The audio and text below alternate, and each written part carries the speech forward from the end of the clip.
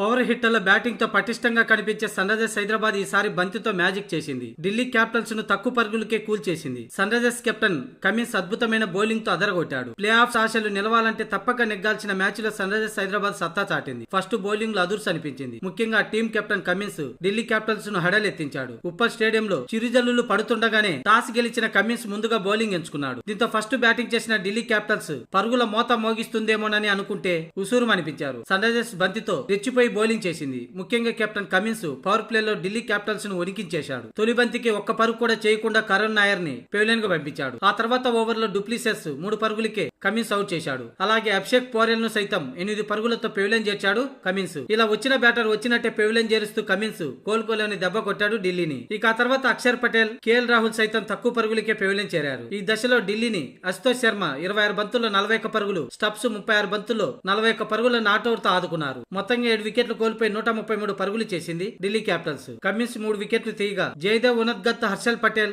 ఇషాన్ మలింగ తలా 1 వికెట్ దక్కించుకున్నారు. ఇక 134 పరుగుల లక్ష్యంతో బరిలోకి దిగాలనుకున్న 5 నిమిషాల ముందు వర్షం పడింది. ఇంతలోనే మ్యాచ్ ఆపేశారు. ప్రస్తుతం మ్యాచ్ జరగాలంటే వర్షం ఆగవలసి ఉంది. అయితే ఈ మ్యాచ్ వర్షం కారణంగా ఒకవేళ రద్దయితే ఇరు జట్లకు చెరొక పాయింట్ లభిస్తుంది. అప్పుడు సన్ రైజర్స్ హైదరాబాద్ కి ఇది తీవ్ర నిరాశ కలిగించే అంశం. ఇంత తక్కువ టార్గెట్ ని ఈజీగా గెలిచే ఈ మ్యాచ్ ని వర్షం కారణంగా రద్దయితే లాభం ఢిల్లీకే చెందుతుంది. అందుకే ఈజీ టార్గెట్ గెలిచేందుకు వర్షం ఆగి సజావుగా సాగి మ్యాచ్ గెలిస్తే సన్ రైజర్స్ కు ఉపయోగకరంగా ఉంటుంది. లేదంటే ఢిల్లీ ఒక పాయింట్ తో ప్లే ఆఫ్ కు మరింత దగ్గరవుతుంది. అప్పుడు ఎస్ఆర్హెచ్ ఎలిమినేట్ అవుతుంది.